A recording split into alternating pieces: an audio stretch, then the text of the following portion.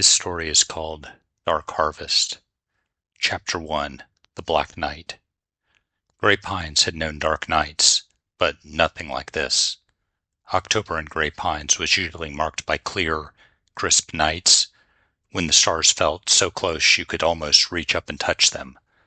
But tonight, the sky was a thick, suffocating black, so heavy and starless it swallowed the town whole.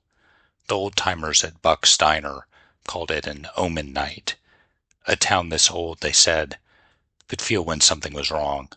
And tonight, everything felt wrong. Eddie Flynn sat alone at the end of the diner counter, nursing a coffee that had long gone cold. His eyes were bloodshot, haunted, like he hadn't slept in days, which he hadn't, not since his wife, Alice, had died in that awful car wreck 6 months ago. The whole town knew Eddie was hanging by a thread, and some whispered he'd been seeing things out in the woods at night. Eddie didn't mind what they said, though. He knew what he'd seen, and he wasn't crazy. Not yet. The first sign of trouble came with a hum. It started low, so faint Eddie thought it was just the coffee machine acting up again. But the hum grew louder, vibrating through the counter and rattling the silverware, until the whole diner seemed to be shaking.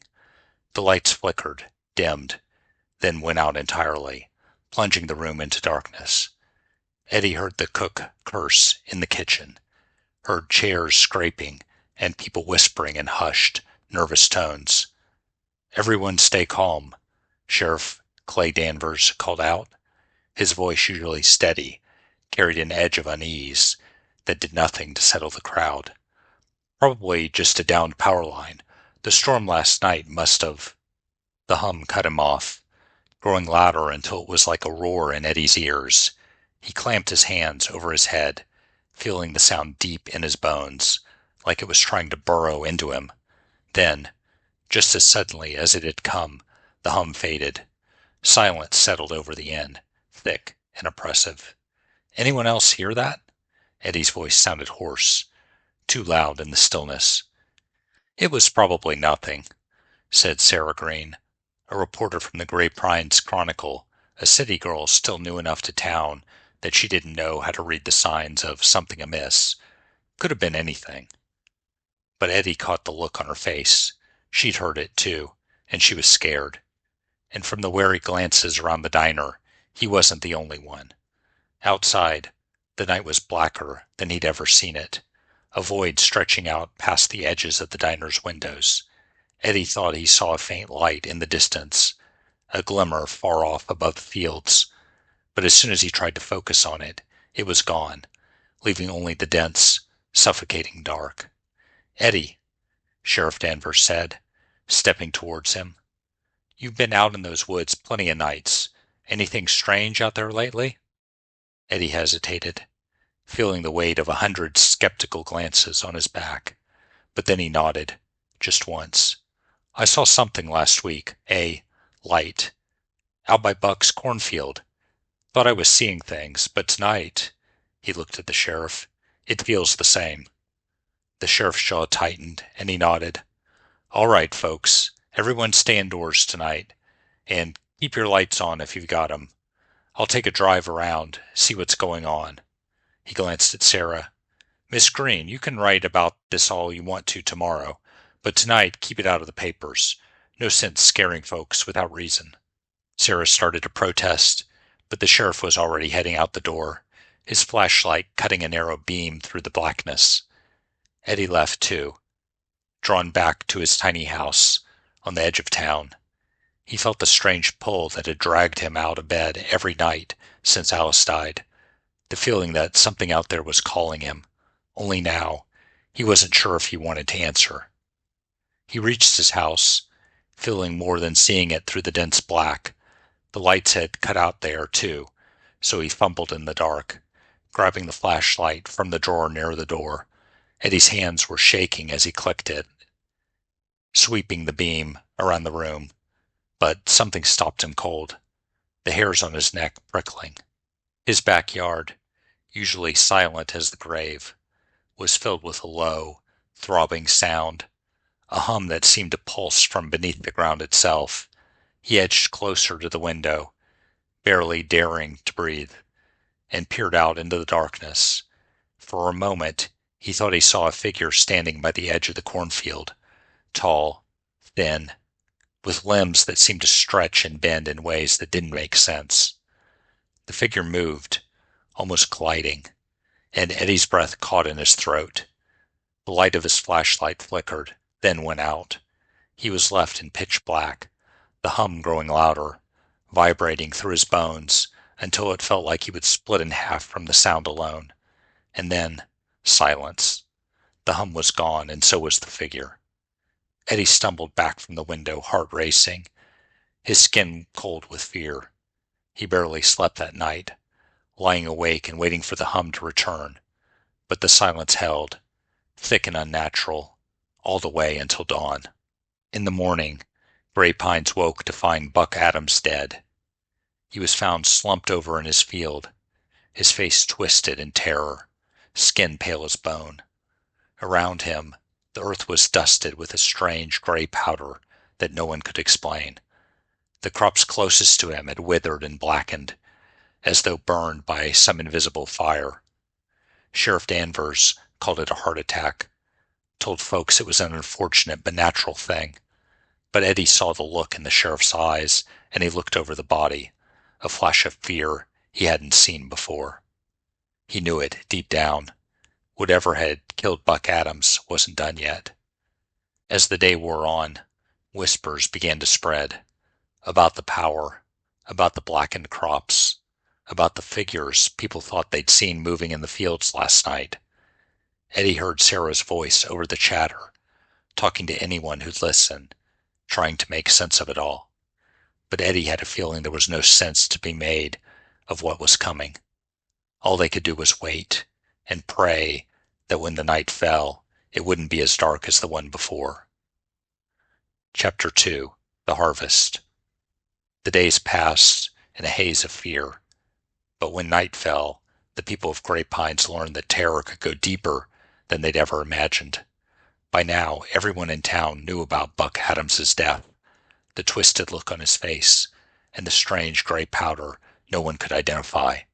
Eddie Flynn hadn't slept a wink since that night, and each morning the news got worse.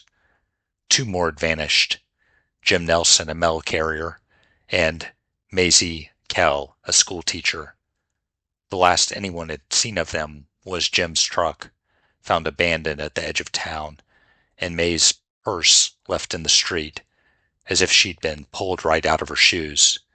In every place they'd searched, they found the same gray powder, a dusting on the ground, clinging to windows, caught in the folds of abandoned clothes. Sheriff Danvers stopped calling it a natural incident, though he still wouldn't let Sarah Green report it. "Doesn't want to panic," he'd said, tight-lipped, but Eddie could see the panic in the sheriff's own eyes. For Eddie and Sarah, though, staying quiet was no longer an option. The hum had started up again every night, vibrating low and deep beneath their houses, shaking the floorboards and filling their heads with that awful, unnatural sound. It felt like the earth itself was groaning, alive, and waiting to devour them all. On the 3rd night, they decided to investigate the only place where they'd both seen the strange figures moving, the old barn on the edge of town. The barn hadn't been used in years, not since the last owners packed up and left, abandoning their farm as if something had driven them away. The townsfolk avoided it, saying it was bad luck, but tonight Eddie and Sarah felt they had no choice. The road to the barn was steeped in fog, a thick mist that twisted and crawled around their feet as they walked, dampening their flashlights' glow. The hum grew louder with each step, pulsing through the ground beneath their feet.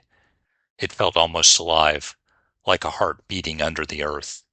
"Do you hear that?" Sarah whispered, her face pale and eyes wide. Eddie nodded, swallowing hard. "Yeah, it's been getting worse every night." They approached the barn, its roof sagging and walls weathered gray, the whole structure swallowed in shadow. But something else caught their eye, A faint glow flickered from inside, like a dim firelight, casting eerie shadows against the walls. They crept up, breathing shallow, and peered through a crack in the wood.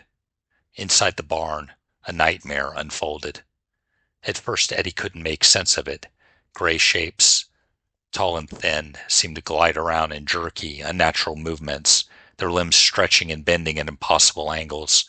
Their skin glistened in the dim light, covered in a thin layer of slime, like they'd emerged from something wet and dark. They didn't seem to notice Eddie and Sarah watching, their black, featureless eyes fixed on something in the center of the barn. There, in a crude circle on the ground, was Jim Nelson. Eddie's stomach lurched. Jim's skin was stretched tight across his face, his eyes wide and unblinking, frozen in terror. Gray dust coated his body, and strange, web-like tendrils seemed to snake from the alien's limbs into the air around him, almost as if they were siphoning something from him. Eddie's breath hitched, and the figure closest to him turned, its head swiveling on a long, boneless neck. Sarah stifled a gasp, grabbing Eddie's arm, pulling him back from the crack just as the creature's eyes landed on them. They backed away from the barn, silent and terrified, the pulsing hum now deafening, like it was coming from within them. Eddie could feel it clawing through his chest, pushing up against his ribcage, squeezing his heart until he thought he'd choke. "Run," he whispered, and they bolted down the path, the hum following them all the way back into town. Back in Eddie's living room, he and Sarah sat in stunned silence. They'd seen the truth. The creatures were harvesting something from the people of Gray Pines, but what was it? What did these things want? "I don't know what I just saw," Sarah said, breaking the silence. "It was like they were taking his soul, his life." Eddie nodded, haunted. "It's like they were feeding on fear. Like, that's the thing they want, sucking it out of him until he's gone." He rubbed his temples, still feeling the pulse of the hum echoing in his head. "I think the hum, it's meant to drive us mad, keep us on edge, so they can feed off us easier. Whatever they're doing, they're spreading that dust to mark us, to show where they've been." Sarah swallowed, her face pale in the dim lamplight. "We have to stop them. Sheriff Danvers, he'll believe us now. He's seen enough. We'll tell him what we saw." But when they reached Sheriff Danvers' office the next morning, they found only a note on his desk, scrawled in his shaky handwriting. "Gone to check out the barn. Pray I'm wrong." A sinking feeling twisted in Eddie's stomach. He turned to Sarah, his voice low and grim. He went alone. Without another word, they ran back to the barn, their footsteps pounding the ground in desperate rhythm. The mist was gone, but the hum was louder than ever, and a faint light glowed from within the barn. Eddie's heart pounded as they approached, fear clawing up his throat. They burst through the barn doors to find Sheriff Danvers lying in the dirt, surrounded by a circle of gray powder, his eyes wide and glassy. His skin was stretched tight over his face, mouth frozen in a silent scream, his body still, as if something vital had been sucked out of him. The creatures were gone. Eddie knelt beside him, shaking. The sheriff's flashlight lay by his hand, casting a faint, eerie glow over the barn's walls. A strange pattern had been burned into the ground around him, strange symbols arranged in a circle, glowing faintly, as if pulsing with an inner light. "It's like a ritual," Sarah murmured, her voice a hollow whisper. "They're marking the land with fear, turning it into some kind of feeding ground." Eddie stood, gripping his flashlight tight, his jaw clenched. "If they're trying to harvest the whole town, we need to put a stop to it. We have to destroy this place." They grabbed a can of gasoline from the sheriff's truck, parked nearby, and doused the barn's walls, pouring it over the strange symbols burned into the ground, over every dark corner where the creatures had gathered. As Eddie struck a match, he hesitated for just a moment, a feeling creeping over him that whatever these things were, they were still watching.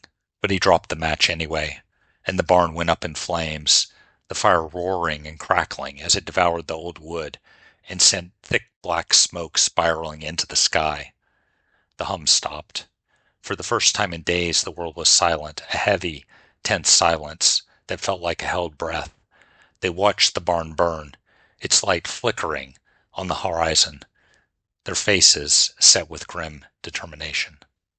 But as they turned back to the town, Eddie saw a faint shimmer in the night sky, a flicker of dim lights moving high above the fields, the same lights he'd seen the first night, and somehow he knew this wasn't over.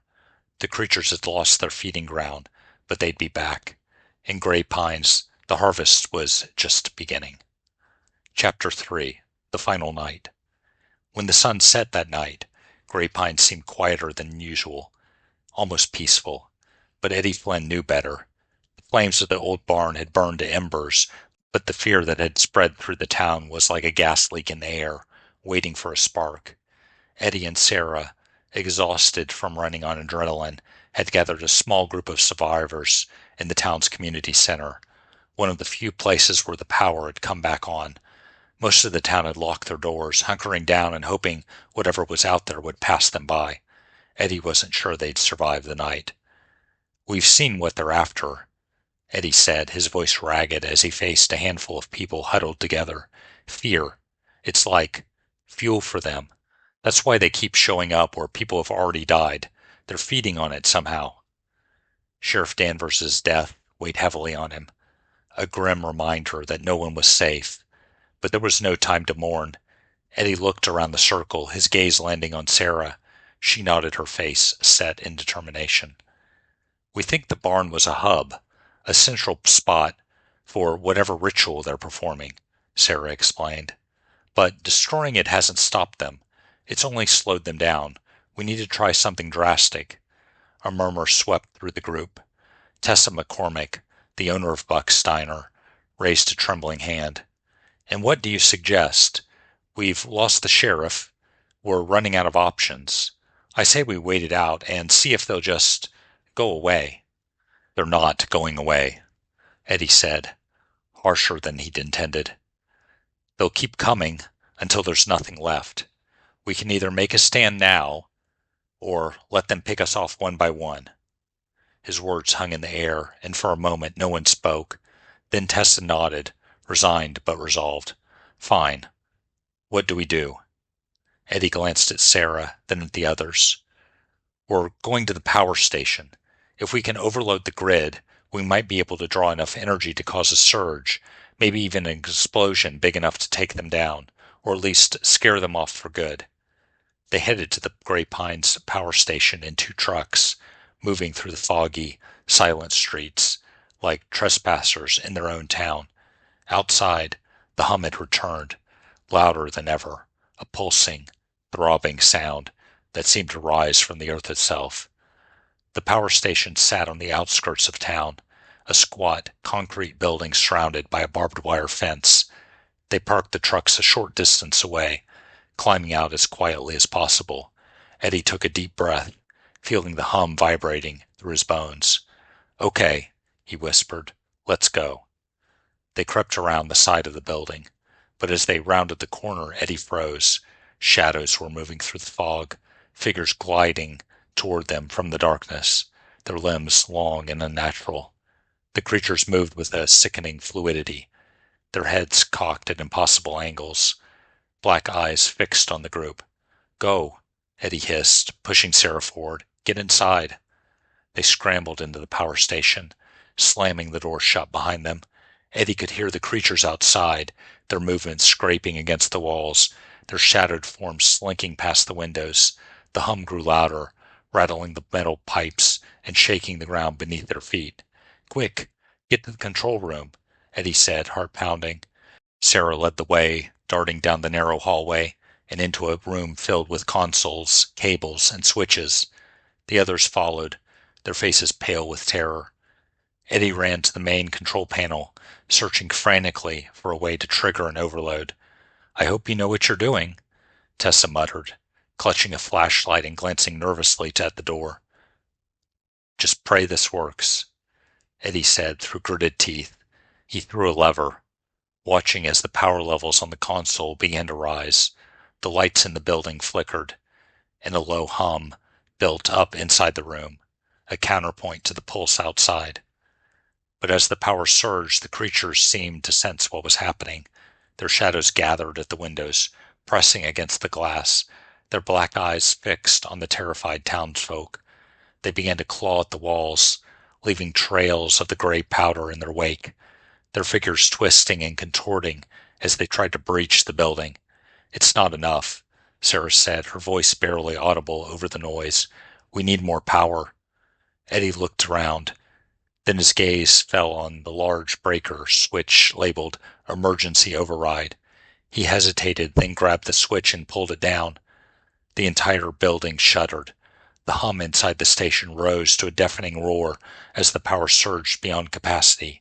Sparks flew from the consoles, and the lights began to pulse, flooding the room with a harsh, blinding glow. Outside, the creatures screamed, a sound so high-pitched and piercing it felt like glass shattering inside their skulls. Eddie clamped his hands over his ears, watching as the creatures writhed, their forms flickering in the blinding light. The gray powder swirled around them, dispersing into the air like ash. The surge reached its peak, and with a final, ear-splitting blast, the power station exploded. The walls shook, the floor cracked, and the windows shattered, sending shards of glass raining down as the building collapsed in a torrent of light and heat. When the dust settled, Eddie found himself lying on the ground outside, dazed and disoriented. The power station was in ruins, a twisted heap of metal and concrete, but the hum was gone. The silence that followed was eerie, unnatural, pressing down on them like a weight. Sarah staggered to her feet beside him, her face smeared with dust, and her eyes wide with disbelief. Around them, the other survivors emerged from the wreckage, coughing and looking around in stunned silence. Did it work?" Tessa asked, her voice trembling. Eddie looked up at the sky, his heart still racing. The mist was clearing, and the first stars were beginning to appear overhead. But as he scanned the horizon, his blood ran cold. There, faint but unmistakable, a line of dim, blinking lights stretched across the sky, moving in perfect formation. They were leaving, for now. He exchanged a grim look at Sarah, and in that moment they both understood. They hadn't defeated the creatures, they'd only driven them away. And somewhere out there, in the vast, dark expanse of the universe, they were waiting, watching, biding their time. The remaining people of Grey Pines had survived the harvest, but as Eddie looked back at the wreckage of his town, he knew it was only a matter of time before they returned, and next time there'd be no place left to hide.